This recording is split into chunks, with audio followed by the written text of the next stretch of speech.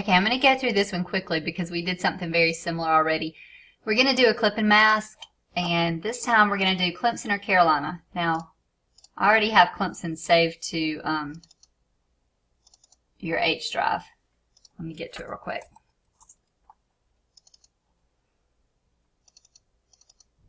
Okay, you're going to go down to Clipping Mask Practice. We've got a couple of these. Let's do the picture in text example. So I'm going to go ahead and open up the Clemson football field and this chevron pattern.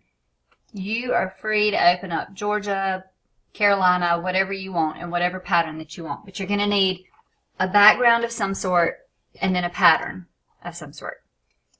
Okay, so I'm going to go to the background picture. And I'm actually going to go ahead and just type right on this picture. So I'm going to click on my text tool. And of course, when I choose the text, I want to go ahead and pick a color. So it really doesn't matter because it's not going to show up in the end. But I'm going to choose white for now just so that I can see it.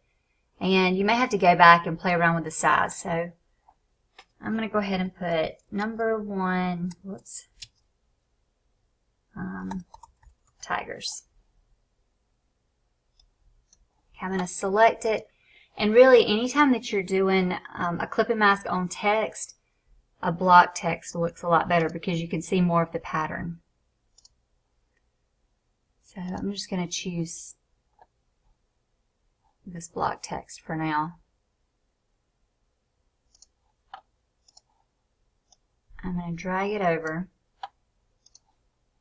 and it's hard for me to see, but there's the transform controls. Okay, I'm going to stretch it out just a bit.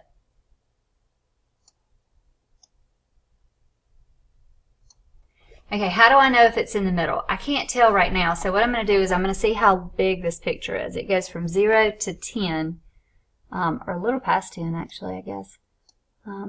So I'm going to drag a guide all the way over to the 5, or a little past the 5.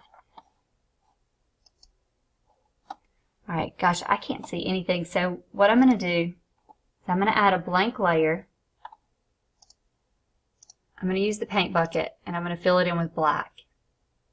Okay, and then I'm going to drag it down underneath my text layer, and click on the Move tool on my text layer, just so that I can see the bounding box.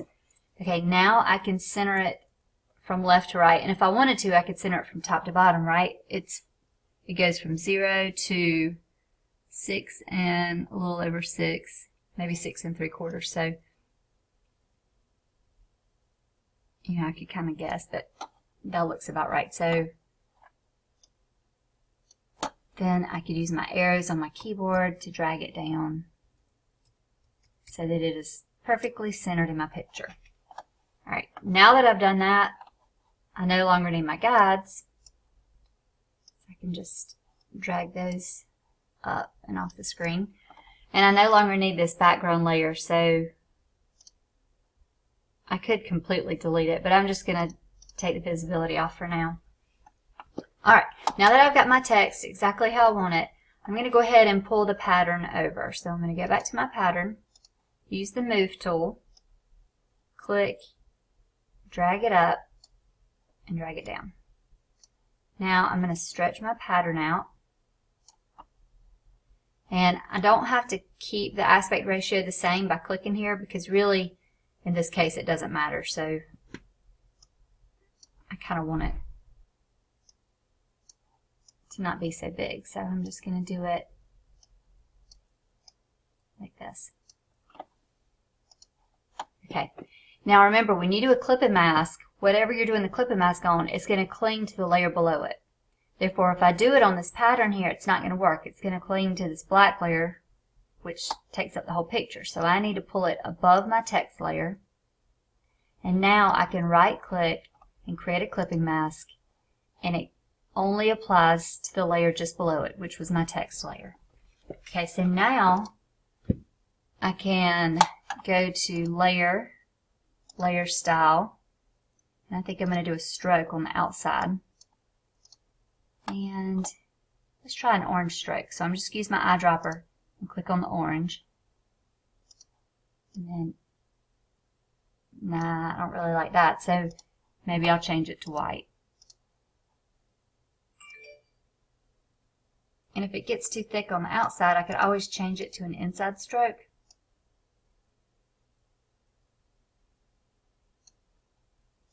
I'll leave it outside.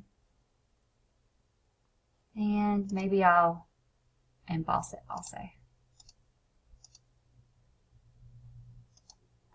Okay, so when you're finished, you want to save your picture. If you still can't see the text very well, let me show you a little trick. I'm going to add a new layer, just a blank layer, and I'm going to drag it up to the top. I'm going to drag it down in just a minute, but for now I'm going to drag it up to the top. I'm just going to draw a box here, and it had a feather on it, so it's going to be feathered. If I didn't want it to be feathered, I could change this to 0, but we'll see how this looks. And I'm just going to fill it in with a solid color. Let me try. I'll just do a black just to see how that. Oh, whoops, I filled in the wrong thing. I don't want this to be a clip and mask. Release clip and mask. Okay. Okay, filled in that whole thing. Now I can Control D to deselect. I'm going to drag that below my tiger's text.